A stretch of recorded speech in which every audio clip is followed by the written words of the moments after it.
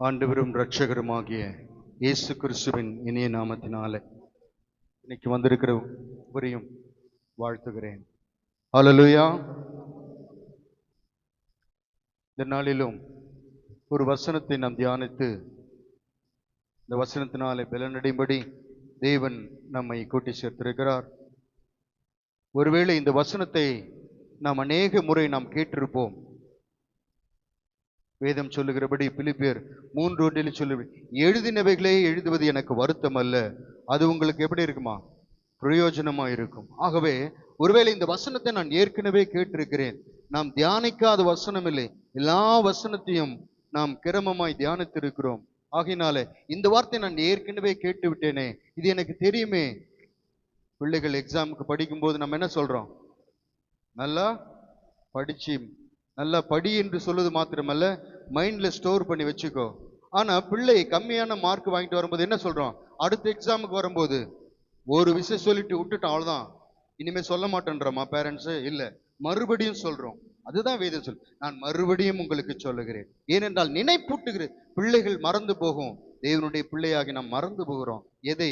குறிப்பாக வசனத்தை. அந்த கேட்கிற நேரம் அப்படியே இருதயத்துல பிரகாசமாவும் நமக்கு பின்னாடி வெளிவட்ட மாதிரியும் தெரியும். இங்கிருந்து வீட்டுக்கு போறதுக்குள்ள இன்னைக்கு என்ன வசனம்னா நோட்டை பார்க்குறோம், எழுதாதவங்க சொல்ல முடியாது. அப்போ இன்று நாள் நாம் தானிக்க போகிற வசனங்கள் இட் இஸ் பேசிக்கான வசனங்களா இருந்தாலும் இட் இஸ் வெரி எசென்ஷியல். இது மிகவும் தேவையானது.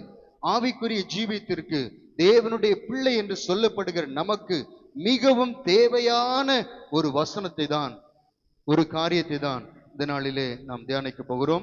திருப்பிக் கொள்ளுங்கள், ஏசாயா தீர்க்கதரிசன புஸ்தகம் 35ஆம் அதிகாரம் 8ஆம் வசனம் 10ஆம் வசனம்.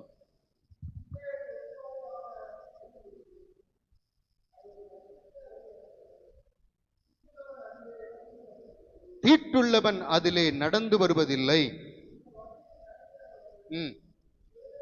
பேதையரா அந்த வழியில் நடக்கிறவர்கள் பேதையராய் இருந்தாலும் திசை கெட்டு போவதில்லை. 10ஆம் வசனம். கர்த்தரால் மீட்கப்பட்டவர்கள் சீயோனுக்கு வருவார்கள், நித்திய மகிழ்ச்சி அவர்கள் தலையின் மேல் இருக்கும்,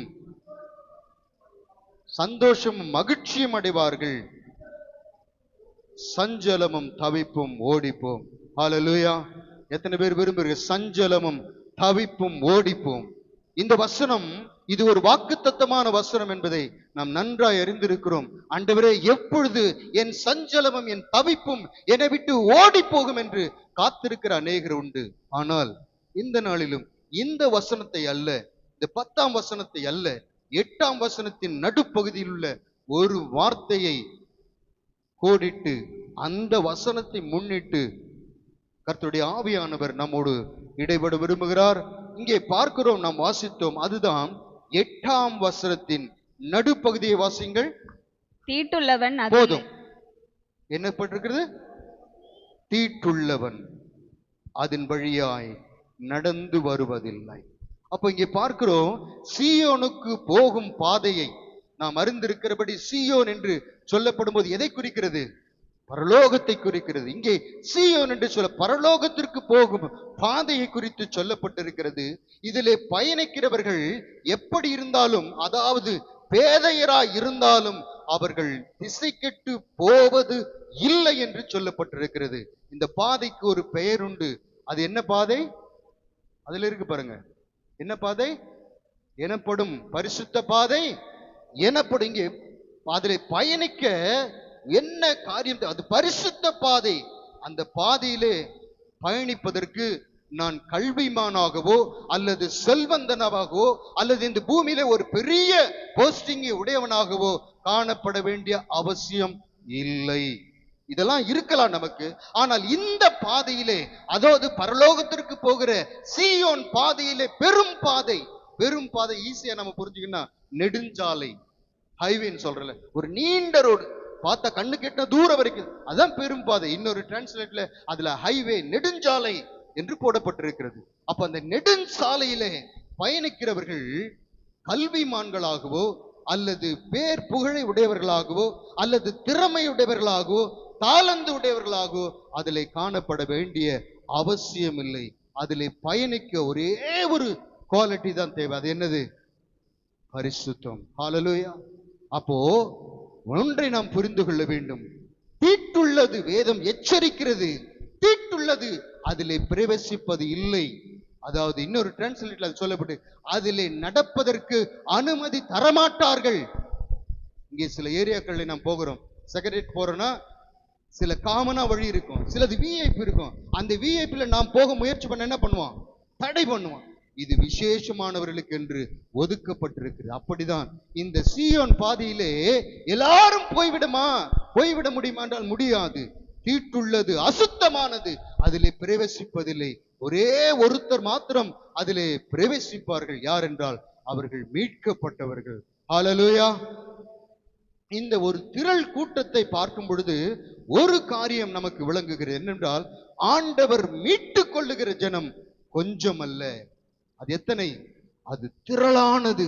வேதம் சொல்லுகிற ஆயிரம் ஆயிரம் ஆயிரம் லட்சாதி லட்சங்கள் அங்கே அந்த பாதன் வழியாக மீட்கப்பட்ட ஒரு கூட்டம் அதை நோக்கி புறப்பட்டு கொண்டிருக்கிறது.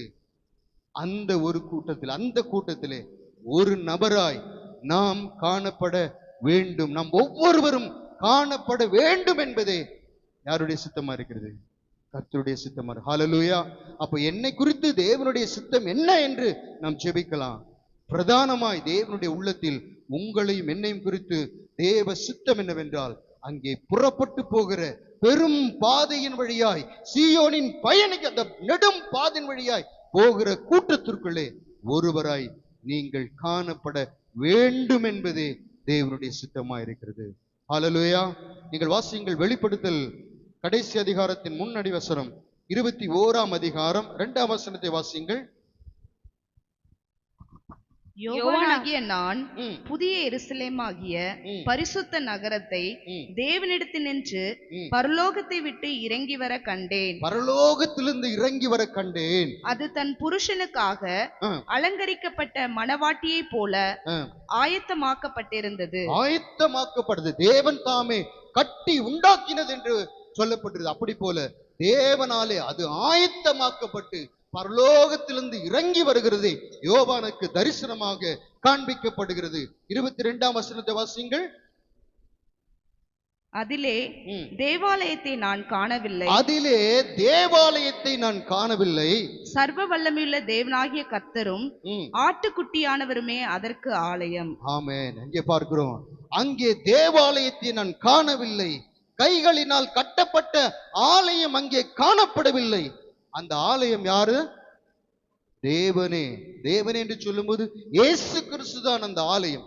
ஆகையால் தான் யோவான் 2ஆம் அதிகாரத்தின் 19ஆம் வசனத்திலே சொல்லப்படுற ஆண்டவர் சொல்லுகிறார், இந்த ஆலயத்தை இடித்து போடுங்கள், 3 நாளைக்குள்ளே நான் இதை கட்டுவேன் என்று சொன்னபொழுது எல்லாரும் 46 வருஷமாய் கட்டப்பட்ட தேவாலயம் என்கிற அந்த சர்ச்சை பார்த்து கொண்டிருக்கிற போது ஆண்டவர் தாமே வேத வாக்கியங்களில் 3ஆம் நாளில் அவர் உயிரோடு எழுந்தார். ஹல்லேலூயா. அவரோ தம்முடைய சரீரமாகிய ஆலயத்தை குறித்து அங்கே பேசினார் என்று பார்க்கிறோம். இன்னும் 23ஆம் வசனத்தை வாசிங்கள். அதே அதிகாரம் 21-23. அங்கே நகரத்திற்கு வெளிச்சம் கொடுக்க சூரியனும் சந்திரனும் அதற்கு வேண்டுவதில்லை. ஆமென். இங்கே வெளிச்சம் கொடுக்க சூரியனும் சந்திரனும் அதற்கு வேண்டுவதில்லை. தேவனுடைய மகிமையே அதை பிரகாசிப்பித்தது. ஆமா, தேவனுடைய மகிமை என்பது ஆட்டுக்குட்டியானவர் தாமே தேவனுடைய மகிமையாயிருக்கிறார். அதுவே அதை பிரகாசிப்பித்தது.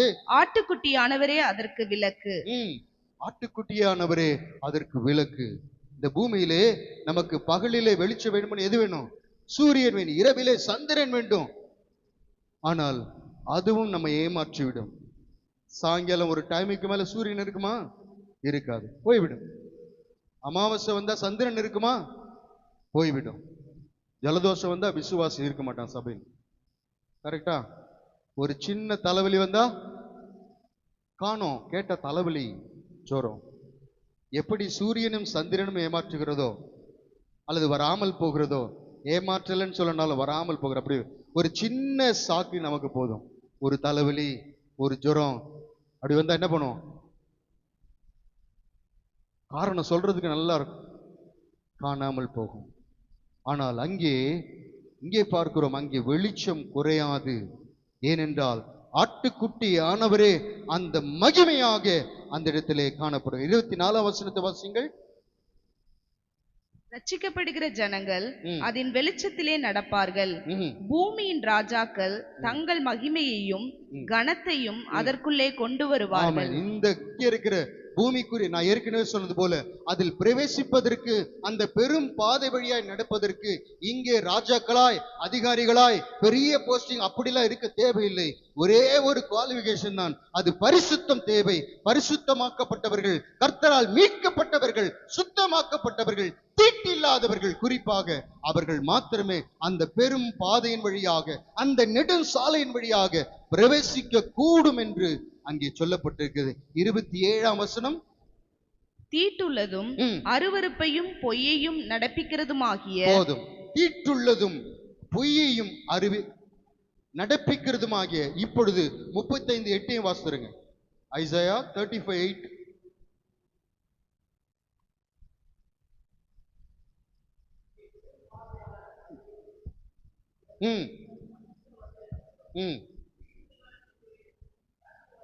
ஆமென். போதும்.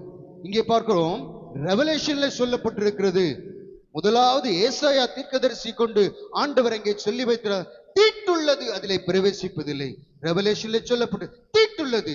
இந்த 2 வசனத்தையும் இணைத்து நாம் அதை பார்ப்போமானால், அதை விளங்கிக் கொள்வோமானால், ஒரு காரியத்தை இந்த 2 வசனமும் உள்ளடக்கினதாய் காணப்படும். என்னவென்றால், இங்கே அவருடைய சித்தத்தின்படி நடக்காதவர்கள் அங்கே பிரவேசிப்பதில்லை. ஹல்லேலூயா. அப்போ என்னை எதற்கு நான் ஒப்பு கொடுக்க வேண்டும்? இங்கே பூமியில் இருக்கிற இந்த நாளில் தாமே கர்த்தர் எனக்கு ஜீவனையும் சுகத்தையும் பலத்தையும் கொடுத்திருக்கிற இந்த ஆயுசு நாட்களில் தாமே நான் தீட்டுள்ளவனாய் நடக்கக்கூடாது. ஏனென்றால் அது என்னை ரிஜெக்ட் பண்ண வைக்கிறது. இன்டர்வியூல நிறைய பேர் எடுப்பாங்க. முதல் ரவுண்ட்ல எடுக்கும்போது நிறைய பேர் எடுத்துருவாங்க. அப்புறம் 2வது ரவுண்டு, 3வது ரவுண்டு, கடைசியில ஃபில்டர் பண்ணிட்டே வருவான். அப்படி போல நாம சொல்லலாம், நான் ரட்சிக்கப்பட்டிருக்கிறேன், ஞானஸ்தானம் பெற்றிருக்கிறேன், அபிஷேகம் பெற்றிருக்கிறேன். ஆனால் ஆண்டவர் ஃபில்டர் பண்ண நம்மால் நிற்க முடியுமோ? நிற்கிற அந்த இடத்திற்கு நாம் வருகிறவர்களாய் அல்லது வந்து சேருகிறவர்களாய் காணப்பட வேண்டும் என்று வேதம் நமக்கு சொல்லுகிறது. இந்த பூமியிலே எல்லாவற்றுக்கும் ஒரு ஆப்ஷன் இருக்கிறது. உதாரணத்திற்கு, சொந்த வீடு இல்லைன்னா என்ன பண்ணலாம்? வாடகை வீட்டுக்கு போகலாம். வாடகை வீடு இல்லைன்னா even we can sleep on the platform, இல்லையா? அப்படி நிறைய பேர் தூங்குறாங்க, இருக்கிறாங்க. இல்லாதவர்கள், கார் இல்லைன்னா என்ன பண்ணலாம்? பைக்கில் வரலாம். பைக் இல்லைன்னா சைக்கிள்ல வரலாம். ஒரு ஆப்ஷன் இருக்கிறது. இந்த உலகத்திலே ஒவ்வொன்றுக்கும் ஒரு ஆப்ஷன் இருக்கிறது. ஆனால் பரலோகத்திற்கு there is no option. பரிசுத்தம் உள்ளவர்கள் மாத்திரமே. ஹல்லேலூயா. ஒரே ஒரு வழிதான்.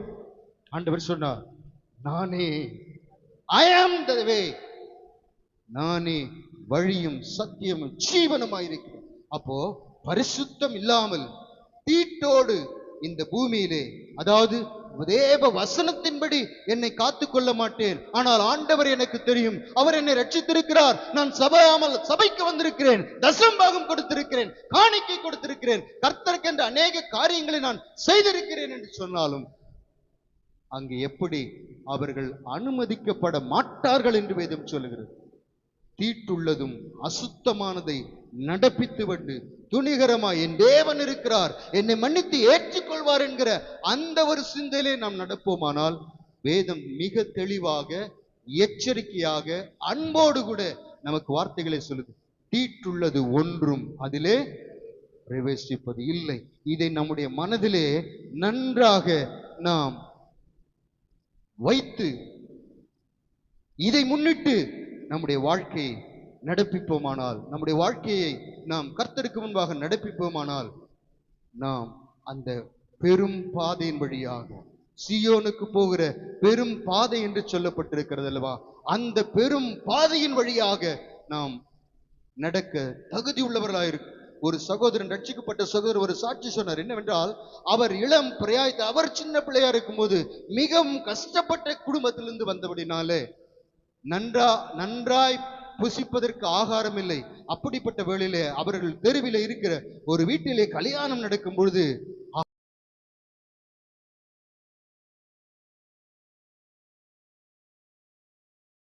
விட்டது. ஆனால் சாப்பாடு போடுகிற அந்த வேளையில் தாமே அந்த வீட்டில் இருக்கிற ஒரு ஸ்திரீயானவளோ அல்லது வாலிப பிள்ளையோ வந்து, உங்களுக்கு தான் காடு கொடுக்கலையே, நீங்க ஏன் வந்து எந்திரிங்க அப்படி சொன்னார்களாம். அவர் உள்ளம் நொறுங்கி, இப்பொழுது கர்த்தர் அவரை ஆசீர்வதிக்கிறார். அதனால அவர் என்ன பண்றாருன்னா, யாரெல்லாம் பசி என்று சொல்ல அவர்களுக்கெல்லாம் ஆகாரம் போறாராம். ஹல்லேலூயா. அப்படி இது எதுக்கு சொல்றேன்னா, நான் கர்த்தருடையவன், நான் இப்படி நான் பண்ணியிருக்கிறேன், அப்படி பண்ணியிருக்கேன். அங்கே இவர் எப்படி அந்த பந்தியிலிருந்து எழும்ப பண்ணி எழுந்திருக்க, உங்களுக்கு தான் காடு கொடுக்கல என்று சொன்னது போல பரலோகத்தில் நான் போய் நிற்கும் பொழுது, நீ தீட்டுள்ளவன் அல்லவா, இந்த பூமியிலே நான் உனக்கு நியமித்த பாதையிலே நீ நடக்காதவன் அல்லவா, உன் இஷ்டப்படி மனசும் மாம்சமும் செய்துவிட்டு இப்பொழுது நீ வெளியே போய் என்று தேவன் ஷட்டரை அடைப்பார் என்றால் அந்தோ பரிதாபம்.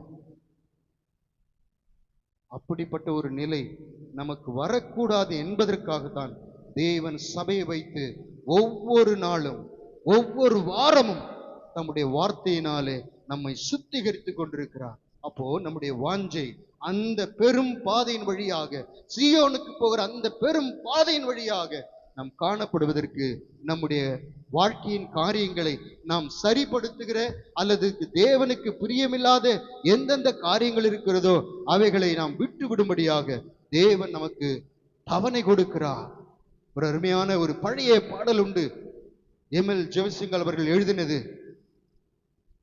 தேவசேனை வானம் மீது கோடி கோடியாக தோன்றும், பல கோடி திரள் கூடி குகை தேடி வேகம் ஓடும், விண்மீன்கள் இடம் மாறி பாரெங்கும் வந்து கொண்டும், நான் ஆடி மிக பாடி என் நேசருடன் சேர்வேன்.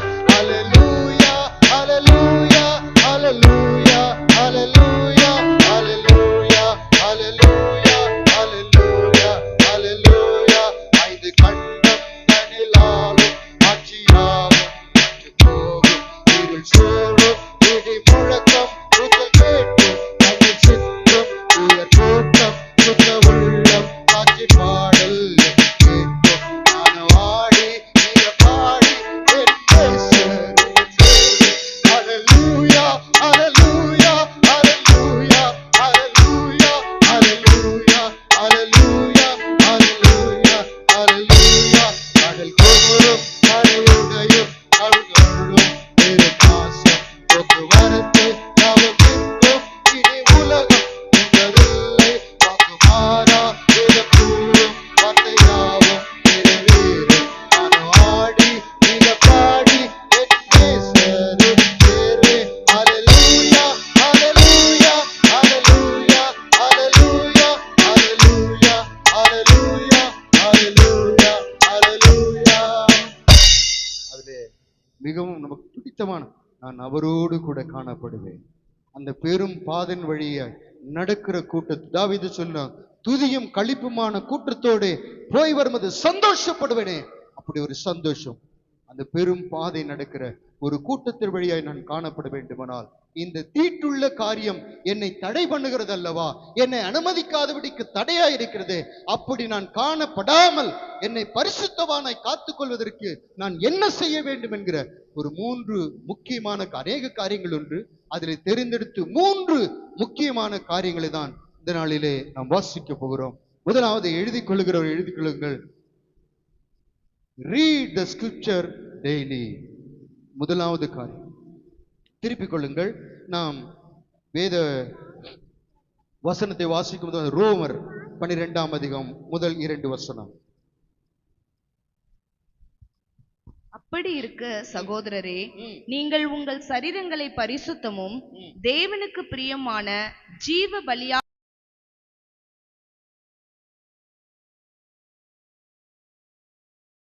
உங்களை வேண்டிக் கொள்ளுகிறேன். இதுவே நீங்கள் செய்யத்தக்க புத்தியுள்ள ஆராதனை. நீங்கள் இந்த பிரபஞ்சத்திற்கு ஒத்த வேஷம் தெரியாமல் தேவனுடைய நன்மையும் பிரியமும் பரிபூர்ணமான சித்தம் இன்னதென்று. மறுபடியும் பார்க்கிறோம், தேவனுடைய சித்தம் என்னை குறித்தது, தேவனுடைய சித்தம் என்ன, அந்த பெரும் பாதையின் வழியாக நடந்து சென்று தேவ சமூகத்தில். அப்போ ஒரு காரியம், என்னுடைய மனம் புதிதாகாமல் நாம் மறுரூபமாக முடியாது. மனம் புதிதாகாமல் தேவனுடைய சித்தம் இன்னதென்பதை நான் அறிந்து கொள்ள முடியாது. தேவனுடைய சித்தம் இன்னதென்று அறியாமல் தேவன் எனக்கு நியமித்த பாதையில் நான் நடக்க முடியாது. ஹல்லேலூயா. அப்போ முதலாவது நாம் செய்ய வேண்டிய, நம்முடைய மனதிலே ஒரு மறுரூபம் உண்டாக வேண்டிய, என்னது, தேவன் எனக்கு நியமித்த பாதையிலே நான் நடக்க வேண்டும். ஏனென்றால் தீட்டுள்ளது நம்மிலே காணப்படக்கூடாது என்று வேதம் நமக்கு எச்சரிக்கிறது. உதாரணத்துக்கு இங்கே நம்ம ஸ்கூல்ல பார்க்க நிறைய பெஞ்சஸ் இருக்கு. ஒரு பெஞ்ச் மாத்திரம் நாம உட்காருவதற்கு உட மாத்திரம் கிளீனா தொடச்சி வச்சுட்டு மற்றதெல்லாம் அழுக்கா இருக்குதுன்னு வச்சு நம்ம ஒயிட் அண்ட் ஒயிட் ட்ரெஸ் போட்டு நமக்கு நியமிக்கப்பட்ட அந்த தொடைத்து வைக்கப்பட்ட இடத்தில் உட்காராமல் வேறு இடத்தில் உட்காருவோம். ஆனால் என்ன ஆகும் சொல்லுங்க?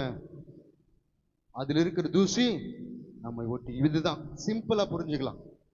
தேவன் நமக்கென்று நியமித்திருக்கிற அந்த ஒரு பெஞ்சை போல நம்முடைய வாழ்க்கை வசனத்தை கொண்டு நியமித்திருக்கிறார். அதை விட்டு விட்டு நான் ஒயிட் அண்ட் ஒயிட் போட்டிருக்கிறேன், எந்த இதுவை போட்டிருக்கேன், நான் கொஞ்சம் தள்ளி உட்கார்ந்தாலும் அந்த தூசி, அந்த தீட்டு உன்னை பிடித்துக் கொள்ளும். அப்போ என்னுடைய மனம் இதில் கவனமாயிருக்க வேண்டும். எனக்கென்று தேவன் ஒரு டிராக்கை நியமித்திருக்கிறார் அல்லவா, அந்த டிராக்கிலே நான் ஓட வேண்டும் என்று ஆண்டவர் சொல்லுகிறார். மத்தேயு எழுதின சுவிசேஷம் 22ஆம் அதிகாரம் 29ஆம் வசனத்தை வாசிங்கள்.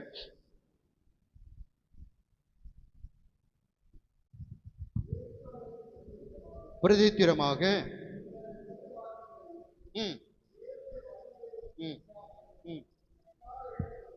ஆமென். இங்கே பார்க்கிறோம், நம்முடைய சிந்தை, நம்முடைய மனம் எதினாலே மறுரூபப்படும் என்றால் வேத வசனத்தை நன்றாய் வாசித்து வாசித்து அறிந்து கொள்ளுகிறதுனால. இங்க என்ன பண்றாங்களா அவங்க பரிசேயர் சதுசேயர் என்ன எண்ணம் கொள்றாங்க? தப்பான எண்ணம் கொள்வதற்கு காரணம் என்னவென்றால் அவர்கள் வேத வசனத்தை அறியவில்லை. அப்போ எனக்குள்ளே தப்பான எண்ணம் தேவனை அறிய வேண்டிய பிரகாரமாய் நான் அறிந்து கொள்ள வேண்டுமானால் நான் செய்ய வேண்டியது ரீட் ஸ்கிரிப்சர் டெய்லி. நான் தினந்தோறும் வேத வாக்கியங்களை வாசிக்க வேண்டும். முதலாவது நான் வாசிக்க அது எனக்குள்ளே ஒரு காரியத்தை செய்கிறது. என்ன செய்கிறது என்றால் யோவான் 15ஆம் அதிகாரம் 3ஆம் வசனத்தையும் 17 ஒருத்தர் வாசிங்கள். யோவான் 15:3 and 17:17.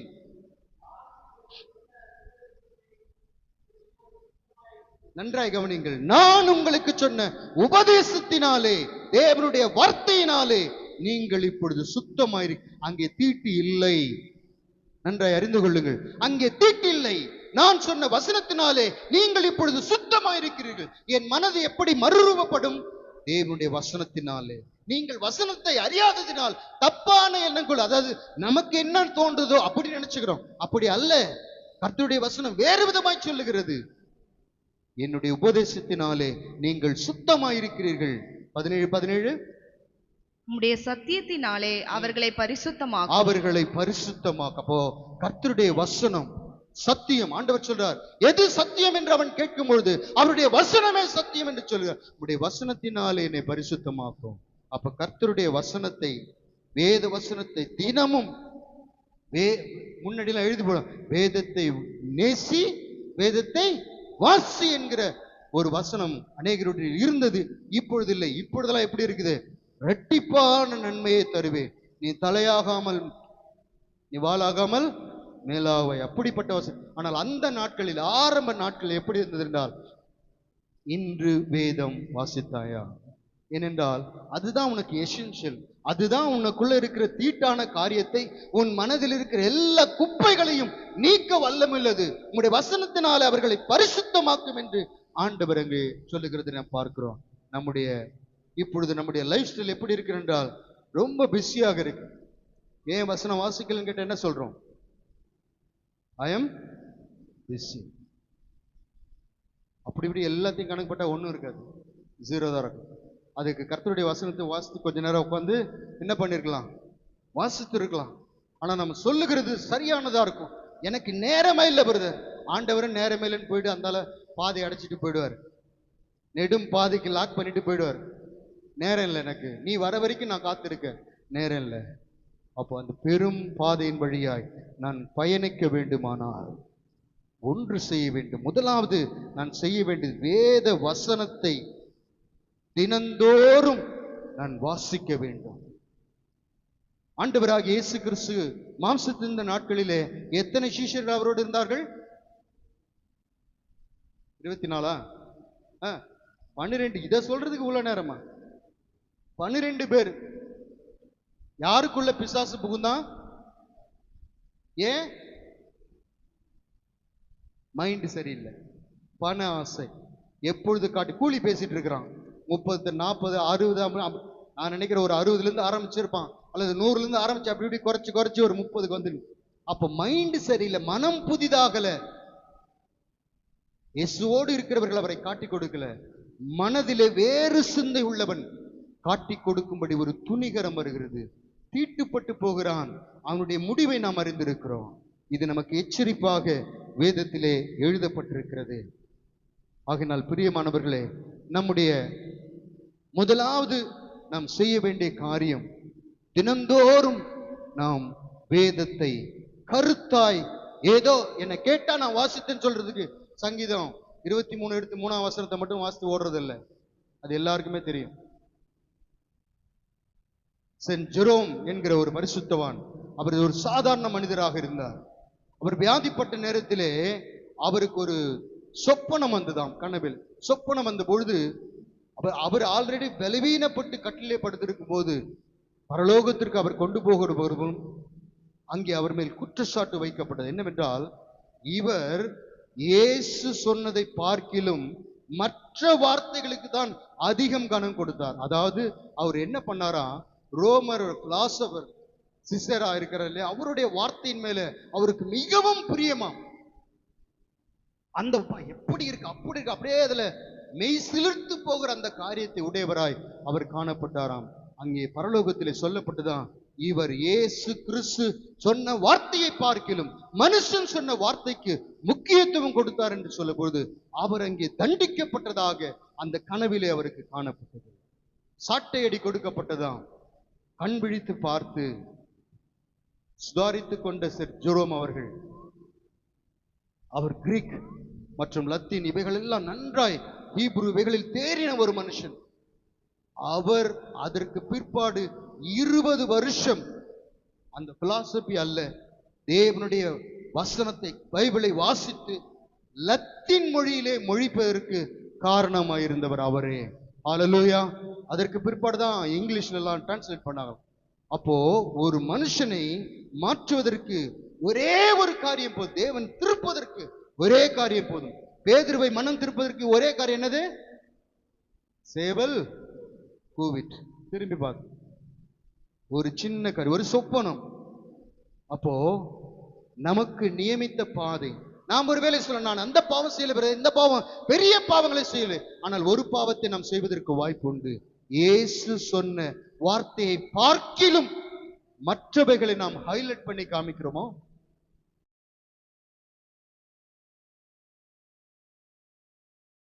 மிஞ்சி நாம் காண்பித்துக் கொண்டிருக்கிறோமானால் நமக்கு நியமிக்கப்பட்ட டிராக்ல நாம் சற்று விலகினாலும், நீங்கள் யாவரும் அறிந்திருக்கிறவர், ஏசியன் கேம்ஸ் எல்லாம் பார்த்தா ஓட்டப்பந்தயம் ஓடுவாங்க.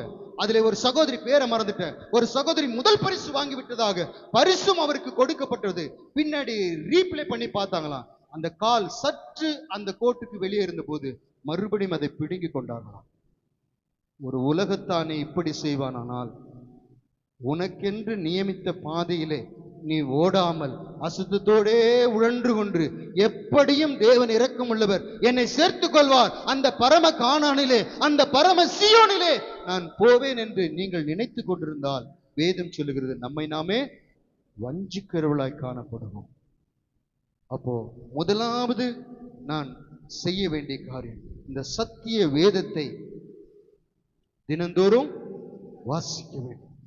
அறிந்திருக்கிறபடி கர்த்தர் வசனம் வல்ல சம்மட்டே கண்மலையை நொறுக்கிடுமே. போதும், நமக்கு சமையல். அதுல நித்தம் விரும்பும் கர்த்தர் வசனம் என்று எழுதப்பட்டிருக்கு. அப்போ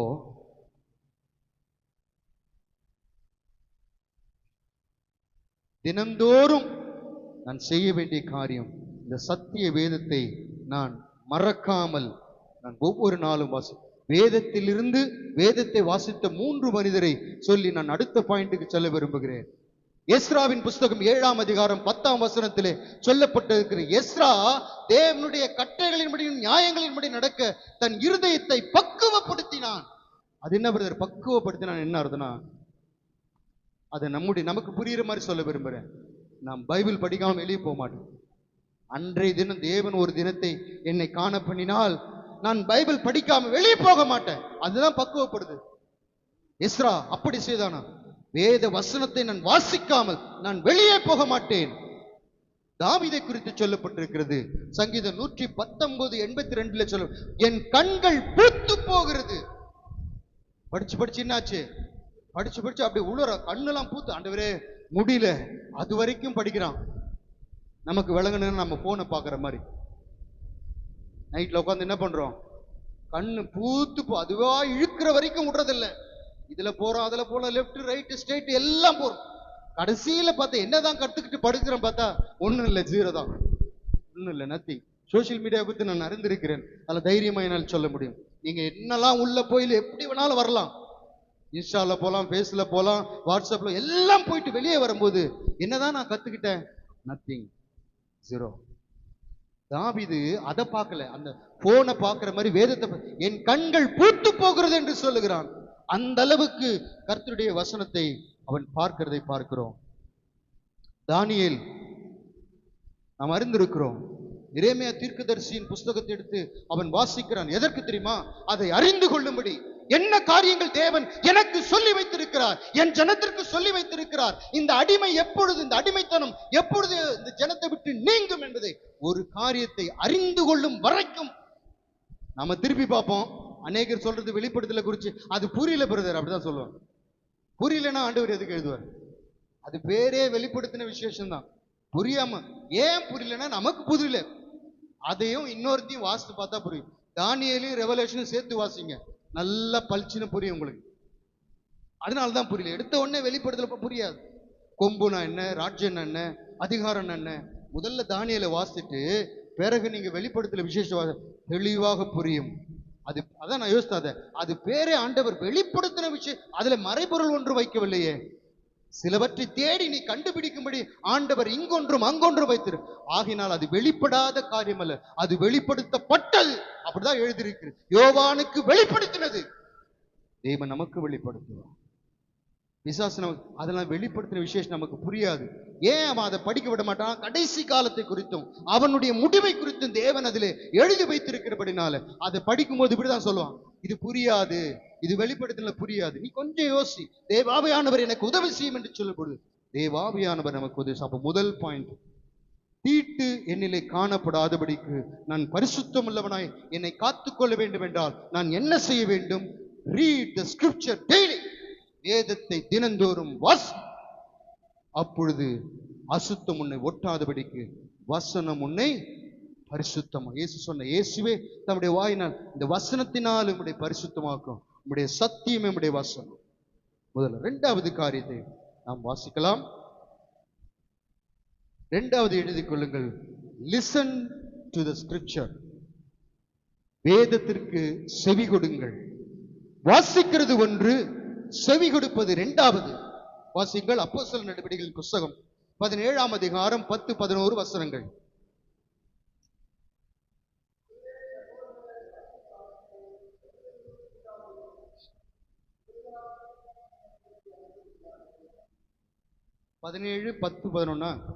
வாசிங்க. உடனே சகோதரர் ராத்திரி காலத்திலே பவுலையும் சீலாவையும் பெரோயா பட்டணத்துக்கு அனுப்பிவிட்டார்கள்.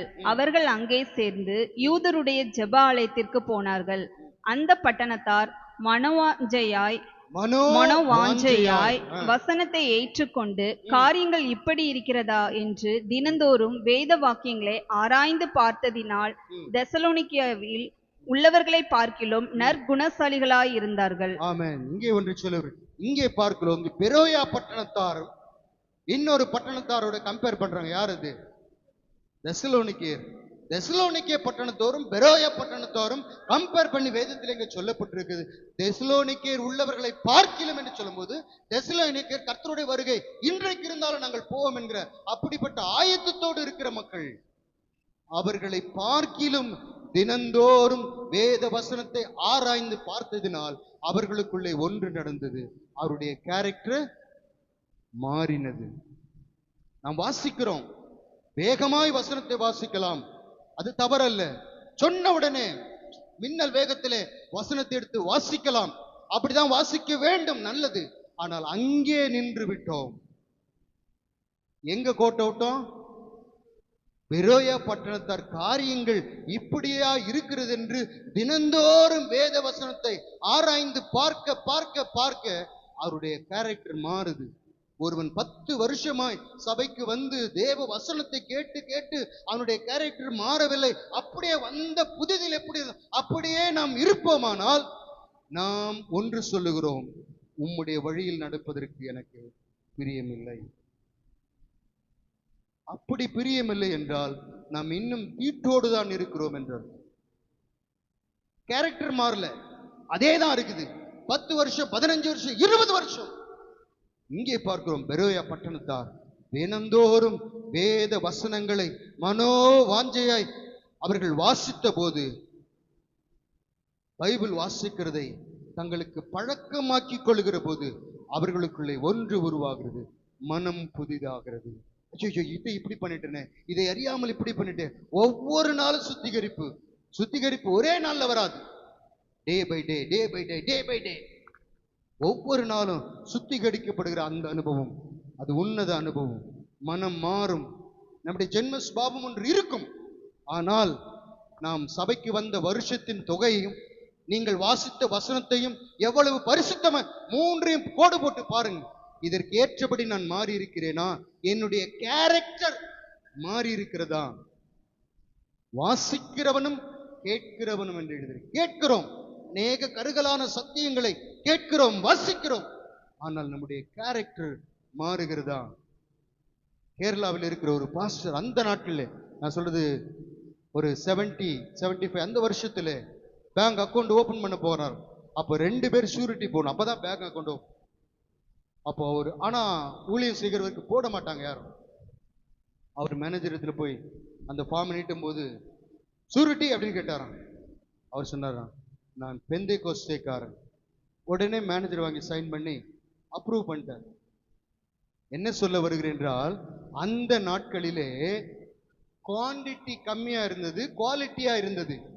நல்லா புரிஞ்சுங்க. குவான்டிட்டி, ஜனம் ரட்சிக்கப்படுகிற கூட்டம் குறைந்திருக்கலாம், ஆனா 10 பேர் ஒரு சபையில் இருந்தாலும் குவாலிட்டியானவர்களா இருந்தார்கள். பரிசுத்தம் பரிசுத்தத்தோடு, உண்மைனா உண்மையோடு அப்படி காணப்பட்டார்கள். இன்றைக்கு குவான்டிட்டி அதிகமா இருக்கிறது, குவாலிட்டி பெந்தேகோஸ்தேக்காரன் இப்ப போய் சொல்லி பாருங்களேன், தள்ளி போய் நிற்கிறான். அந்த அளவு ஏமாற்றுக்காரர்கள் பெருகிவிட்டது. ஏன் இப்படி பெருகிவிட்டார்கள்? வேத வசனத்துக்கு தங்கள் நியமிக்கப்பட்ட பாதைக்கு அவர்கள் ஒப்புக்கூடாததினாலே தேவனுடைய நாமம் வேதம் சொல்லுகிறபடி உங்கள் மூலமாய் புறஜாதிகளுக்குள்ளே தூஷிக்கப்படுகிறது என்கிற அந்த நிலைக்கு. ஆனா குவான்டிட்டி அதிகமாயிடுச்சு. இங்க அவ்வளவு பேர் ரட்சிக்கப்பட்டாங்க, இங்க கிறிஸ்துவ கூட்டம் நிறைய ஆயிடுச்சு. ஒரு மீட்டிங் முடிஞ்சு போனா ஒரு திரள் கூட்டம் போகிறது. குவான்டிட்டி இருக்கிறது, குவாலிட்டி இல்லை. ஆனால் தேவன் எதிர்பார்க்கிறது ஒன்றை சொல்ல விரும்புகிறேன். பரலோகத்தில் ஆண்டவர் சொன்னார், பிதாவின் வீட்டிலே அநேக வாசஸ்தலங்கள் உண்டு. பெருசு, ரொம்ப பெரிது. ஆனா நினைச்சுக்காதீங்க, எப்படி இருந்தாலும் ஆண்டவர் உள்ள விட்டுருவாங்க. ஆட்களை சேர்க்கிற வேலை அவர்கள், குவாலிட்டியானது ஆண்டவர் சேர்ப்பார். அப்ப தீட்டுள்ளது அதிலே பிரவேசிக்காது. அப்ப தீட்டு என்னை விட்டு நீங்க வேண்டுமானால் நான் முதலாவது என்ன செய்ய வேண்டும்? வேத வசனத்தை வாசிக்க வேண்டும். 2வது நான் என்ன செய்ய வேண்டும்? கர்த்தருடைய வசனத்தை வாசித்து அதை தியானிக்க வேண்டும். லிசன், கர்த்தருடைய வார்த்தையை கேட்டு அதன்படி செய்வதற்கு இந்த பெரோயா பட்டணம் நமக்கு முன்பாக வைக்கப்பட்டிருக்கிறார்கள். இன்னும் அப்போஸ்தலர் 18:2 வாசிங்க. அங்கே ஒரு ஃபேமிலியை குறித்து சொல்லப்பட்டிருக்கிறது. யூதர் எல்லாரும் ரோமாபுரியை விட்டு போகும்படி கிலவுதியராயன் கட்டளையிட்டபடியினாலே இத்தாலியாவில் இருந்து புதிதாய் வந்திருந்த பொந்து தேசத்தான் ஆகிய ஆக்கிலா என்னும் நாமமுள்ள ஒரு யூதனையும் அவன் மனைவியாகிய பிரிஸ்கில்லாலையும் அங்கே போதும். இங்கே பாருங்க, husband and wife Aquila Priscilla. இதுல யாரு லேடி சொல்லுங்க பார்க்கலாம். ஆக்கில்லாவா பிரிஸ்கில்லாவா? நிறைய பேருக்கு இதுல குழப்பம் இருக்கு, அதுதான் கேட்கிறேன். ஆக்கில்லாவா பிரிஸ்கில்லாவா? இதுல யாரு லேடி? சகோதரி யாரு? பிரிசில்லா தான். பிரிசில்லா தான் சகோதரி. ஆக்கில்லா என்பவன் ஆண் சகோதரன். அப்ப இந்த குடும்பத்தை குறித்து சொல்லப்படும். இவர்கள் யார் என்றால், நான் வசனத்தை வாசிக்கிறேன், இவர்கள் பவுலினாலே போதிக்கப்பட்டவர்கள். பவுல் கைத்தொழில் செய்கிறபடினாலே இவரிடத்தில் போகிறான். அப்போஸ்தலர் நடவடிக்கை நீங்கள் வாசித்துக் கொள். இவரிடத்தில் போகும்போது கர்த்தருடைய வசனத்தை இவர்கள் யூதராய் நியாயப்பிரமாணத்தை அறிந்த மக்கள். ஆக்கில்லாவும் பிரிஸ்கில்லாலும் ஹஸ்பண்ட் அண்ட் ஒய்ஃப் பவுலால் சொல்லப்பட்ட கிறிஸ்துவின் காரியத்தை குறித்து அங்கே அறிந்து கொள்ள பின்வரும் வசனங்களிலே எல்லாவற்றையும் சொல்லிவிட்டு பவுல் புறப்படும் போது அவர்களும் அவனோடு புறப்படுகிறார்கள். என்ன தெரியுமா இது? எதை காண்பிக்கிறது என்றால், வசனத்தை கேட்க வேண்டும் என்கிற வாஞ்சை. பவுல் இங்கே பிரசங்கிட்டு இன்னொரு இடத்திற்கு நம்ம இப்படி வச்சுக்கலாம். இங்கிருந்து பிரசங்கித்து ஒரு செங்கல்பட்டு போறோம்னா அங்கேயும் ஆக்கிலா பிரிஸ்கில்லாம் போறாங்க. வசன தாகம் மனோவாஞ்சையாய் அந்த பெரோயா பட்டணத்தார் போல ஒரு இடத்தில் மாத்திரமல்ல இன்னொரு இடத்திற்கும் போய், அதாவது சபையா போறத நான் சொல்ல, ஒரே பர்சன், அதை ஞாபகம் வச்சுக்கணும். ஒரே பர்சன் பவுல் பிரசங்கிக்கிறார். அவரிடத்தில் அநேக கிறிஸ்துவை அறிகிற வேண்டிய காரியங்கள் இன்னும் உண்டென்று அவர்கள் உணர்த்தப்படுகிறார்கள். பவுல் புறப்பட்டு அவர்களும் அவர்களோடு கூட பின்வரும் வசனங்களில் இருக்கிறது. 18 மட்டும் வாசிங்க. பவுல் அநேக நாள் அங்கே தரித்திருந்த பின்பு சகோதரரிடத்தில் உத்தரவு பெற்றுக்கொண்டு தனக்கு ஒரு பிரார்த்தனை உண்டாயிருந்தபடியினால் கெங்கிரேயா பட்டணத்தில் தலைச்சவரம் பண்ணி கொண்டு சீரியா தேசத்துக்கு போக கப்பல் ஏறினான். பிரிஸ்கில்லாலும் ஆக்கில்லாவும் அவனுடனே கூட போனார்கள். ஏன் போனாங்க? வேற வேலை இல்லையா? அவங்க தான் ஒரு கைத்தொழில் செய்து கூடார தொழில் செஞ்சுட்டாங்களே. அதை சொன்னா அந்த போற நாட்டுல ஒரு 3 கூடாரம் செய்ய முடியுமே, வருமானம் வருமே. அதை பார்க்கிலும் இப்பொழுது அவர்களுக்கு இருதயம் கொழுந்து விட்டு எரியுது. நான் இன்னும் கிறிஸ்துவை அறிந்து கொள்ள வேண்டும். இது உண்டாக காரணம் என்ன? வசனத்தை கேட்டதினாலே, வசனத்தை ஆராய்ந்து பார்க்கிறதுனாலே. இப்படி செய்யும் பொழுது என்ன நடக்கும் என்று 1 கொரிந்தியர் 16:19 சொல்லப்பட்டிருக்கிறது. அவர்கள் வீட்டிலே கூடுகிற சபை. ஆக்கில்லா பிரிஸ்கில்லாவை வீடையை எப்படி மாத்திட்டாங்க? வீட்டிலே கூடுகிற ஒரு சபை, ஆராதனை கூடமாக அங்கே மாற்றி தான் எதை பவுலிடத்தில் கற்றுக்கொண்டார்களோ அந்த காரியத்தை மற்றவர்களுக்கு அங்கே போதிக்கிறதை பார்க்கிறோம். தீட்டுள்ளதிலே நீங்கள் போய்விடாதீர்கள். இப்படி தீட்டுப்பட்டால் தேவ சமூகத்திற்கு போக முடியாது, பரலோக ராஜ்யத்திற்கு போக முடியாது, அதிலிருந்து வந்து விடுங்கள் என்று சொல்லி தாங்கள் எதை பவுல் ஊழியக்காரனாகிய பவுலிடத்தில் கற்றுக்கொண்டார்களோ அதை மற்றவர்களுக்கும் பகிர்ந்து கொடுக்கத்தக்கதாக அவர்கள் வீட்டிலே ஒரு சபையை உண்டாக்கி அங்கே ஆராதனை செய்கிறதை பார்க்கிறோம். மனோ வாஞ்சையாய் வசனத்தை கேட்டதனுடைய விளைவுதான் அவர்கள் என்னவாக மாறினார்கள்? தாங்கள் கற்றுக்கொண்ட காரியத்தை மற்றவர்களுக்கும் கற்றுக் கொடுக்கிறவர்களாய் அவர்கள் மாறினார்கள். இன்றைக்கு ஜனங்களுக்குள்ளே, அதாவது ரட்சிக்கப்பட்ட ஜனங்களுக்குள்ளே ஒரு ஆர்வமான காரியம் எதுவென்றால், புதுசா எதனா வருதா, அங்க ஒரு ரெட்டு கிடாரி இருக்குதாமே அப்படின்னு ஒண்ணு வந்துட்டா போதும், அது ட்ரெண்டிங்கா ஓடிட்டு ரெட்டு கிடாரி பலி செலுத்த போறாங்களாமே. ஆனால் பிசாசு இப்படிதான் நம்மளை திருப்ப. இதெல்லாம் நான் ஒன்று சொல்லுகிறேன், வேதத்தில் சொல்லப்பட்ட எல்லா காரியங்களும் நடந்தேறும். ஆனால் ஒரு காரியத்தை நாம் கேள்விப்படும் நம்முடைய ரியாக்ஷன் எப்படியா இருக்கு? சிவப்பு கிடாரி பலியிட போகிறதாம் என்று சொன்ன உடனே நமக்கு என்ன? எனக்காக பலியானவர் ஒருவர் உண்டு, அவருக்கு நான் பலி செலுத்துவேன், அவருக்கு நான் ஸ்தோத்திர பலியிடுவேன், அவருடைய நாமத்தை நான் மகிமைப்படுத்துவேன். இப்படி நாம் செய்ய செய்ய என்ன ஆகுனா, கிறிஸ்துவின் வருகை வரும், நாம் காணாம போயிடுவோம். பலி செலுத்தது யூதன், அவன் பார்த்துக்குவான்.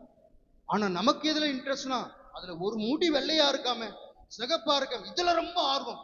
பிசாசனுடைய மனதை திருப்பி லோத்தின் நாட்களில் நடந்தது போல நடக்கும் என்று சொல்லப்பட்ட லோத்தின் நாட்களில் என்னென்ன நடந்தது? இந்த பக்கம் பாரு, மனதை திருப்பு. லோத்து வாழ்ந்த நாட்டில் இன்னும் யார் வாழ்ந்தது கூட சொல்லுங்க? ஆபிரகாம். அதுதான் உங்களுக்கு ஞாபகம். லோத்தின் நாட்களில் நடக்கட்டும், அப்படிதான் உலகம் இருக்கும். தேவன் சொன்னதெல்லாம் நிறைவேறும். நானும் ஆபிரகாமை போல தேவனுக்கு பலி செலுத்தி வா என்றால் விட்டு விட்டு நான் வருவேன். என் ஏக சுதனியம் பலிபீடத்திலே தகனமாய் ஒப்பு கொடுப்பேன். இதுதான் நாம் கற்றுக்கொள்ள வேண்டியது. இதுதான் நம்முடைய மனதை திருப்ப வேண்டியது. லோத்தின் நாட்டில் என்னென்ன பாவலாம் நடந்துச்சு, இப்ப அந்த அதுல போய் கம்பேர் பண்ணி இதிலே டைம் போயிடும். லோத்துவின் நாட்கள் என்று ஆண்டவர் சொன்னால்னா அப்படியே விடல பாருங்க. உங்களை வஞ்சியாதபடி ஏன் ஆண்டவர் சொன்னாரா? இப்படி எல்லாம் வரும், ரெட்டு வரும், இப்படி திருப்புற காரியங்கள் எல்லாம் வரும் என்று ஆண்டவர் அறிந்து ஒவ்வொரு எச்சரிப்பை சொல்லும் பொழுதும் வஞ்சியாதபடி வஞ்சியாதபடி அப்படின்னா அந்த நாட்கள் வரும்போது இந்த மாதிரி வஞ்சனையான காரியங்கள் அதோடு கூட இலவசமாய் வரும், பிசாசினால அனுப்பப்படும். லோத்துன்னு சொன்ன ஆபிரகாமை நோக்கிப்பார். எப்படியெல்லாம் ஆபிரகாம் ஒரு விசுவாசம் இல்லாதவன், மனைவியை அனுப்பிவிட்டு எல்லா ஆசீர்வாதையும் பெற்றுக்கொண்டவன், எப்படி வானத்தையும் பூமியும் உண்டாக்கின கர்த்தருக்கு நேராக என் கைகளை ஏறி அவனுடைய மனதில் என்ன மறுரூபமானது? நான் எப்படி மறுரூபமாக வேண்டும்? நீர் என்னை ஐஸ்வர்யவாக்கின் என்று சொல்லாதபடிக்கு. அதுக்கு முன்னாடி பார்த்தா மனைவியை தூக்கிட்டு போயிட்டு அநேக ஆசீர்வாதங்கள் கொடுக்குறாங்க, அது எல்லாத்தையும் வாங்கிக்கிறான். ஆனா அந்த இடம் வரும் பொழுது மனம் மாறிவிட்டது. நீர் என்னை நீ என்னை ராஜாவாக்கி, நீ என்னை ஐஸ்வர்யவாக்கின் என்று சொல்லாதபடி ஒரு பாதரட்சின் வாரையாகிலும், அதாவது லேச கூட நான் தொட மாட்டேன். எப்படி மனம் ஆரம்பிச்சு? லோத்துவை சொல்லப்பட்டதானால் நீ அந்த நாட்களில் வாழ்ந்த உத்தமனாகிய ஆபிரகாமை பார், அவனுடைய வழியை பின்பற்று. அவன் எப்படி உத்தமமாய் பின்பற்றினான், ஆண்டவர் அவனுக்கு உத்தமமாய் என்னை பின்பற்று என்று சொன்ன பொழுது அதற்கு அப்புறம் அவனுடைய நடவடிக்கைகள் எப்படி இருந்தது, இதைத்தான் நம்ம ஆராய்ச்சி செய்யணும். அப்படிதான் அவர்கள் பெரோயா பட்டணத்தார் மனோவாஞ்சையாய் வசனத்தை ஆராய்ந்து பார்த்து அவருடைய கேரக்டர் மாறின. நான் மறுபடி இதை சொல்லுகிறேன். ஒரு வசனத்தை நான் வாசிக்கிறேன் என்று சொன்னால் என்னுடைய கேரக்டர் மாற வேண்டும். வாசித்து புக்கை மூடிட்டு நான் மறுபடியும் என்னுடைய பேச்சு என்னுடைய செய்கையும் அப்படியே இருக்குமானால் நீ 60 வருஷம் வேதத்தை ஒரு பிரயோஜனம் இருக்கு. மனோவாஞ்சியான். அப்போ ஆண்டவர் நோவா நாட்களில் என்று சொல்லும் போது என்ன சொல்லும்? உலகமே கீழ்ப்படி. அதான் நமக்கு ஞாபகம். உலகமே கீழ்ப்படியவில்லை, நோவா மாத்திரம் தன் குடும்பத்தோடு கீழ்ப்படிந்தான். இந்த உலகம் எப்படியும் கரைபட்டாலும் நான் என் குடும்பத்தோடு கர்த்தருக்கு என்னை ஒப்பு கொடுக்கிறேன் என்று சொல்லி நம்முடைய சிந்தையில ஒரு மறுரூபம் உண்டாகுமானால் கர்த்தருடைய வசனத்தை தியானிக்கிறது இப்படி எடுத்துக்கொள்ள வேண்டும். அந்த தேவாலயம் கட்டுறாங்களாமே, மூணாவது தேவாலயம் கட்ட போறாங்களாமே. ஒன்று சொல்லுகிறேன், 3வது தேவாலயம் கட்டி அந்த இனாகிரேஷனை நீங்க பார்த்தாக்கா அதுக்கு முன்னாடி கர்த்தருடைய வருகை போயிடுச்சுன்னு அர்த்தம். நீங்க கைவிடப்பட்ட அது இனாகிரேஷனே நம்ம பார்க்க வேண்டாம். அதற்கு முன்பு சபை எடுத்துக்கொள்ளும் பிற்பாடுதான் நியாயப்பிரமாணம் நாங்க ஆரம்பிக்கும். ஹல்லேலூயா.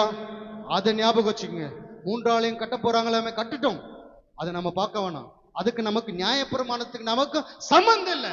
நியாயப்பிரமாணத்தின் சாபத்திற்கு நம்மை நீங்களாக்கி வானத்துக்கும் பூமிக்கும் நடுவாக தொங்கின கிறிஸ்துவை நீ நோக்கி பார்த்தால் அவருடைய வருகையிலே இன்னும் சிலருக்கு இன்னும் ஆர்வம் எழுதுமா, அந்தி கிறிஸ்து வந்து கண்ணை குத்துவானாமே. நீ அதை பார்க்கிற? அவன் வருவதற்கு முன்பு தேவன் மத்திய ஆகாயத்தில் வருகிறாரே, அவருக்கு முன்பாக நீ தீட்டு இல்லாதவனா இருந்த உன்னை எடுத்துக்கொள்வார், அதை பார். அவன் கண்ணுக்கு எது வேணாலும் செய்வான். அக்கிரமத்தின் உச்சம் தானே நடக்கும் அந்த 7 வருஷம். அவன் எதையும் செய்வான். நம்முடைய போக்கஸை பிசாசானன் திருப்பி நாம் எதிலே கவனம் செலுத்த வேண்டுமோ அதிலிருந்து திருப்பி நம்ம வஞ்சிப்பான் ஆண்டவர். அதனால்தான் ஒவ்வொரு காரியத்தை வஞ்சிக்கப்படாதபடிக்கு எச்சரிக்கையாயிருங்கள் என்று ஆண்டவர் சொன்ன எச்சரிப்பை நாம் உணர்ந்து கொள்வோமாக. 3ஆவதாக, என்னை தீட்டு இல்லாதவனாய் பாதுகாத்துக் கொள்வதற்கு நான் என்ன செய்ய வேண்டும் என்றால், embrace the scripture. வேதத்தை தழுவிக் கொள்ளுங்கள் அல்லது பற்றிக் கொள்ளுங்கள். ஒரு உதாரணத்தை சொன்னா உங்களுக்கு புரியும். 2 பிள்ளைகள் ஸ்கூல் இருந்து சிறு வயது தொடங்கி படிக்கிறது, +2 முடிச்சுட்டு காலேஜுக்கு போறாங்கன்னு வச்சுக்கோ. வெவ்வேறு அவருடைய சப்ஜெக்ட் நிமித்தம் வெவ்வேறு காலேஜுக்கு போறார்கள். இருவரும் ஒரு காலேஜில் ஏதாவது ஒரு காலேஜில் சந்திக்க நேர்ந்தால் எப்படி இருக்கும்? அந்த பிள்ளை ஓடி வந்து அப்படிதான் வேதத்தை வாசிக்கணும். முதலாவது. 2வது லிசன் பண்ணணும், கேட்கணும், காரியங்கள் இப்படி. 3வது அதை தழுவிக் கொள்ளுகிறது, அதை பற்றி கொள்ளுகிறது. அதை காற்றிலும் மேலானது ஒன்று இல்லை என்று நினைக்கிறது. வாசியுங்கள் பிலிப்பியர் 4:8. இதுக்கும் சரி, அது நமக்கு சமையல அடுத்த வசனத்தை நம்ம வாசிப்போம். 1 தெசலோனிக்கேயர் 5ஆம் அதிகாரம் 22ஆம் வசனம். மூன்றாவதாக 1 தெசலோனிக்கேயர் 5ஆம் அதிகாரம் 22ஆம் வசனம். பொல்லாங்காய் தோன்றுகிற எல்லாவற்றையும் விட்டு விலகுங்கள். ஆமென். ஒரு நிமிஷம். பொல்லாங்காய் தோன்றுகிற எல்லாவற்றையும் விட்டு விலகு. எதை நாம் அணைத்துக் கொள்ள வேண்டும் அல்லது எதை நாம் பற்றிக் கொள்ள வேண்டும் என்றால், முதலாவது வேத வசனத்தை வாசிக்க வேண்டும், இரண்டாவது வசனத்தை கேட்க வேண்டும், கேட்டு அதன்படி காரியங்கள் இப்படியா இருக்கிறது என்று சொல்லி ஆராய்ந்து அதிலே முன்னேற வேண்டும். மூன்றாவது, பொல்லாங்காய் தோன்றுகிற வசனத்திலே நாம் அறிந்து கொண்டோம், தியானிக்கிறோம், இதெல்லாம் இப்படி இருக்கிறது, அதெல்லாம் அப்படி இருக்கிறது. நாம் கிறிஸ்துவின் நற்கந்தமா தான் தேவன் நம்ம வைத்திருக்கிறார். அதாவது கிறிஸ்துவின் அம்பாசிடர் நம்ம தேவன் வைத்திருக்கிறார். மற்ற உலக தலைவர்களுக்காக அல்ல, அவர்களுடைய பெயரை பரப்புவதற்கு அல்ல. நம்மை பார்க்கிறவர்கள் கிறிஸ்துவின் நற்கந்தம் என்று நம்முடையதை எதை பார்த்தாலும் ஓ இவங்க கிறிஸ்தவர்களோ அப்படி சொல்லும். அப்படி நம்முடைய நடக்கை மாற வேண்டும். இங்கே பார்க்கிறோம், பொல்லாங்கானவை யாவற்றையும் விட்டு விலகுங்கள். உலகம் என்னத்தமா சொல்லும்? கலவையும் உலகம், இது உலகம், கலவையும் கற்றுமற. அதனுடைய விளக்கம் வேற, அது நான் போல. அவன் என்ன சொல்ல, திருடையும் பழைக்கின்றான். வேதம் சொல்லுகிறது பொல்லாங்காய் தோன்றுகிற எல்லாவற்றையும் விட்டு விலகுங்கள். அப்ப நம்ம எதற்கு செவி கொடுப்போம்? டேஸ்ட் பண்ணி பார்த்தலாம். சிலருக்கு அப்படி ஒரு ஆசை, அப்படி பொல்லாங்கன்னு சொல்ல டேஸ்ட் பண்ணி பார்த்தலாம். ஒரு பாத்திரத்துல பாலம், ஒரு பாத்திரத்துல விஷம் இருந்தா கொஞ்சம் டேஸ்ட் பண்ணுமா? அப்படிதான் பொல்லாங்கன்னு. அதை டேஸ்ட் பண்ண அப்படி டேஸ்ட் பண்ணி சிலர் போயிட்டாங்க. அது ஆவிக்குரிய ஜீவித்தில சொல்றேன். ஆவிக்குரிய ஜீவித்தில மரணம்.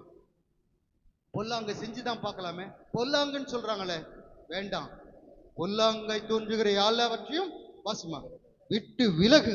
அதை தூரம் ஓடி போன்ற விட்டு விலகு. பவுலுக்கு ஒரு காரியம் தெரிந்தது. அவன் நியாயப்பிரமாணத்திற்காக கடும் வைராக்கியம் கொண்டு சவுலா இருந்தபோது நடப்பித்த எல்லா காரியங்களையும் நாம் அறிந்திருக்கிறோம். அவன் அதிகாரத்தை பெற்றுக்கொண்டு இப்படி கிறிஸ்துவுக்குள் இருக்கிறவர்களை துன்பப்படுத்தும்படி அவன் புறப்பட்டு போகிறான். கர்த்தராலே வழியிலே தமஸ்குக்கு போகிற வழியிலே சந்திக்கப்படுகிறான். சந்திக்கப்பட்ட போது தான் செய்து வந்த காரியங்கள் எல்லாம் வீணும் விருதாவாமா என்று அவன் அறிந்த போது, நன்றாய் புரிந்து கொள்ளுங்கள். அதாவது வேத வசன, நமக்குன்னா வேத வசனத்தை தியானிக்கிறோம். விரோயா பட்டணத்தார் காரியங்கள் இப்படியா, பவுல் பார்க்கிற காரியங்கள் இப்படியா, நான் நியாயப்பிரமாணத்துக்கு அல்லவா வைராக்கியம் மாறிட்டேன், ஆனா காரியங்கள் வித்தியாசமா இருக்கிறது, காரியங்கள் இப்படியா இருக்கிறது என்று தெரிந்த உடனே அவன் முதல்ல பண்ணது, ஆண்டவரே நான் என்ன செய்ய சித்தம். இதுதான் ஒரு ஒப்பு கொடுத்தேன். அறியாத வரைக்கும் ஆண்டவர் காணாத ஒரு பொருள் இருப்பார். ஆனால் ஒன்றை நீ வசனத்திலிருந்து அறிந்து கொண்டால், இது பாவம் என்று அறிந்து கொண்டால், நான் செய்கிறது மற்றவருடைய மனதை புண்படுத்தும் என்று அறிந்து கொண்டால், இது தேவனுடைய இருதயத்தை வெசனப்படுத்தும் என்பதை நீ அறிந்து கொண்டால், ஆண்டவரே நான் என்ன செய்ய நீர் சித்தமுள்ளவராயிருக்கிறேன் என்று நம்மை ஒப்பு கொடுப்பதே நாம் அந்த அசுத்தம் நம்மிலே ஒட்டி கொள்ளாதபடிக்கு விலகி ஓடுகிறவர்களாய் காணப்படும். இந்த 2 வசனத்தை மாத்திரம் சொல்லி முடிக்க விரும்புகிறேன். ஆண்டவர் ஃபில்டர் பண்ணிட்டே வருவார். நான் ஏற்கனவே சொன்னது போல, ஒரு இன்டர்வியூனா 100 பேர் வருங்கன்னா ஒரு 10 பேரை முதல்ல செலக்ட் பண்ணிடும். அந்த 10 பேருக்கு அப்புறம் ஒரு செகண்ட் ரவுண்ட், தேர்ட் ரவுண்ட் போயிட்டே இருக்கும். கடைசியில் ஒருவனை செலக்ட் பண்ணுவாங்க. அப்படி போல ஆண்டவர் இங்கே பார்க்கிறோம். வெளிப்படுத்தல் 1:3 வாசிங்க. ரெவலேஷன் 1:3.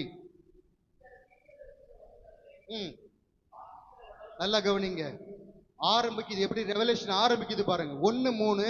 இந்த ரெவலேஷன் ஆரம்பிக்குது எப்படி ஆரம்பிக்குதுன்னா, இந்த தீர்க்க தரிசன வசனங்களை வாசிக்கிறவன் முதலாவது, இரண்டாவது கேட்கிறவன் இரண்டாவது,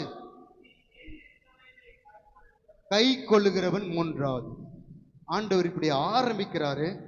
ஆனா எப்படி ரெவலேஷன் முடியுது பாருங்க. 22:7 வாசிங்க. வருகிறேன். போதும். இப்ப 2 கூட்டத்தை காணாம பாருங்க. தெரியுதா? ஆரம்பிக்கும் பொழுது வாசிக்கிறவர்களை நாம் வாசித்தோம், கேட்கிறவர்களை பார்த்தோம். ஆனா ரெவலேஷன் முடியும் போது கை கொள்ளுகிறவர் ஃபில்டர் பட்டார். ஆண்டு முதல்ல அநேகர் எடுத்துட்டாரு. அதனாலதான் ஆண்டவர் சொன்னார், ரட்சிக்கப்படுகிற முதலாவது வருத்தப்பட்டு பாரம் சுமக்கிறவர்களே எல்லாரும் என்னிடத்தில் வாருங்கள் என்று சொன்னார். இரண்டாவது சொல்லும் போது 10 கன்னிகைகளை சொன்னார். 5 இன்னு 5 அவுட்டு. இரண்டாவது என்னாச்சு? இருவர் வயலில் இருப்பார், ஒருவன். அந்த ஒருவன் வந்துருச்சு. 3 கூட்டத்தை சொல்லப்படும். வாசிக்கிறவன், கேட்கிறவன், முடிவிலே வரும்பொழுது கை கொண்டவன். இதுதான் நம்முடைய மனதில் இருத்தி கொள்ள வேண்டும். நான் வாசித்தேன் பிரதர், பைபிளே 4 முறை நான் திருப்பி திருப்பி வாசித்தேன், அந்த லிஸ்ட்ல போயிடுவேன். நான் கேட்டிருக்கிறேன் பிரதர், எத்தனையோ பிரசங்கம், பீரங்கி பிரசங்கம், எத்தனையோ பிரசங்கியாருடைய பிரசங்கத்தை நான் கேட்டிருக்கிறேன் பிரதர். ரெவலேஷன்ல அது இல்லை. 1 இருக்கு, 22 காணும். கேட்கிறவர்கள் இவர்கள் எல்லாம் ஒரு ஓரமா இருப்பாங்க. 3வது கை கொள்ளுகிறவர்கள். உனக்கு ஆண்டவர் சொல்வார், உனக்கு கொஞ்சம் பலன் இருந்தது, என் நாமத்தை மறுதலியாமல் என் வசனத்தை கை கொண்டபடினால் உனக்கென்று நான் வைத்திருக்கிறேன் அந்த மகா மேன்மையான சீயோனின் பெரும் பாதை, அதிலே தீட்டுள்ளதும் அசுத்தத்தை நடப்பிக்கிற ஒன்றும், அதாவது நான் இப்படி சொல்லுகிறேன், தன் இஷ்டப்படியே நடந்து தன்னுடைய மாம்சமும் மனசும் விரும்புடைய செய்துவிட்டு அந்த பெரும் பாதின் வழியாய் நடந்து அந்த நித்திய ராஜ்யத்தை நான் சுதந்திரித்துக் கொள்வேன் என்று நாம் நினைக்கலாகாது. நாம் வாசித்திருக்கலாம், கேட்டிருக்கலாம், காணிக்கை செலுத்திருக்கலாம், அநேக ஆராதனை நாம் அட்டன் பண்ணியிருக்கலாம். முடிவில் ஆண்டவர் ஒன்றை வைக்கிறார். எப்படி 2 பேர் வயலில் இருப்பார்களோ, ஆனால் ஆரம்பத்தில், ஊழியத்தின் ஆரம்பத்தில் வருத்தப்பட்டு பாரம் சுமக்கிறவர்களே காமன எல்லாரும் எல்லாரும் ரட்சிக்கப்பட தேவனுடைய விருப்பம். 10 கன்னிகைகள், 5 இன் 5 அவுட். புத்தி இல்லாதவர்கள், புத்தியுள்ளவர்கள், புத்தி இல்ல, அங்க 5 போச்சு. கடைசியில வரும்போது இருவர் வயலில் இருப்பார், ஒருவர் ஏற்றுக்கொள்ளப்படும். அந்த ஒருவர் யாருமா? அந்த ஒருவரை நான் ஒரு கூட்டம் என்று சொல்லுவேன். ஒரு கூட்டம் இதுதமா, பரிசுத்தத்துக்கு தங்களை ஒப்பு கொடுத்தவர்கள், அசுத்தத்திற்கு விலகி ஓடினவர்கள், தேவனுடைய சுத்தத்திற்கு இந்த பூமியிலே தங்களை ஒப்பு கொடுத்து அதற்காக என்ன வந்தாலும் நான் கிறிஸ்துவை மறுதலிக்க மாட்டேன் என்று நின்ற ஒரு கூட்டம் தான் அந்த பரம சீயோனிலே காணப்பட்ட அந்த பரம கூட்டம். ஆகையினால் கர்த்தருடைய வசனத்துக்கு நம்ம ஒப்புவிடுவோம். கர்த்தருடைய ஆவியானவர் நமக்கு அதற்குரிய ஞானத்தையும் கிருபையும் பலனை தந்து நம் ஒவ்வொரு வழி நடத்துவாராக. ஆமென்.